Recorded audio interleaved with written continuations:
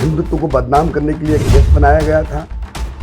Hindu saffron terror पैदा करने के लिए कि भैया सेफरान टेरर नाम देना था। इसके पीछे मंशा एक ही थी, तो सभी को बरी कर दिया गया। वो तो बरी तो होना था। हमको न्यायालय पे विश्वास था, न्याय प्रणाली पे पूर्ण विश्वास था, और वो आज हुआ। वो बहुत हर्ष का विषय। पूरा देश, पूरा हिंदू समाज आज बड़ा प्रसन्न है, खुश है। परिवार, दोस्त, सब बड़े प्रसन्न है, क्योंकि ये जो इस प्रकार से केस को बनाया गया था, फैब्रिकेटेड था, झूठ की बुनियाद पे पूरा केस खड़ा था। हिंदुत्व को बदनाम करने के लिए केस बनाया गया था। हिंदू सेफरान टेरर पैदा करने के लिए कि भैया सेफरान टेरर नाम देना था। इसके पीछे मंशा एक ही थी कि चुनाव थे सर पे। उन चुनावों को मद्देनजर रखते हुए एक वर्ग विशेष के लिए, वोट बैंक के लिए, इनने किसी लोगों की जिंदगियों से खेला।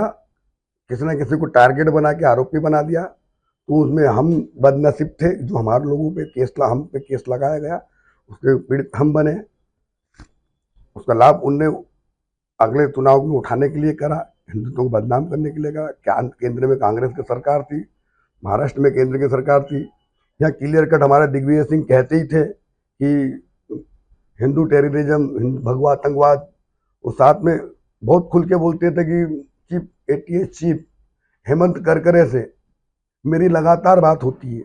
तो क्या बातें होती थी, किस चीज़ की बात करते थे हेमंत करकरे से? तो हेमंत करकरे भी उनके दबाव में ही पूरा कर रहे थे। ये तो हमारे लिए बहुत ही, अभी तो बहुत ही, जब बरी कर दिया है तो सभी को बहुत हर्ष की बात है।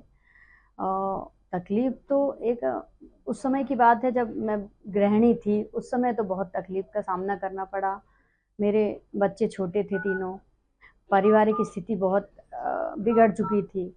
मोहल्ला पड़ोस के लोग, आसपास के लोगों ने वातावरण बदल दिया था कि मतलब कहीं ना कहीं जुड़े होंगे, कहीं ना कहीं मिले होंगे, ये ऐसा काम किया है, आतंकवाद हुआ है, तभी तो कहीं ना कहीं इनका नाम आतंकवादियों में लिया जा रहा है। पर फिर बाद में धीरे धीरे जब न्यूज़ में या लोगों को समझ आया तो फिर सभी ने अपना बिहेवियर बदला, और सबको लगा कि ये कहीं कुछ झूठ भी है, कुछ सच है। तो फिर बाद में माहौल सही हो गया, और इसके बाद जब ये बरी हो गए तो सब माहौल अच्छा हो गया। और हमें भी न्याय प्रणाली पर, अपने भारत के कानून पर पूरा भरोसा था कि बरी मतलब कुछ होगा नहीं तो बरी तो होना ही है। हमें भी मालूम था कि कहीं कुछ है ही नहीं है इसमें, तो बरी होना ही था। और आज भी ये सब इन सब का भी बहुत सौभाग्य की बात है हमें कि सारे लोगों को न्याय प्रणाली ने समझा और इनको बरी किया। सीमा साहू, श्याम जी की पत्नी, श्याम साहू जी की पत्नी। डिसीजन आया है अभी प्रज्ञा और अन्य लोगों को बरी करने का, क्या लगता है हम जानबूझ के फंसाया गया था?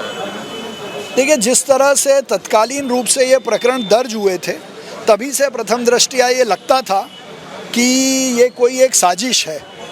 और मुझे लगता है माननीय न्यायालय के जो फैसले आए हैं वो इस बात की ओर इंगित करते हैं कि ये सब उसी का परिणाम है।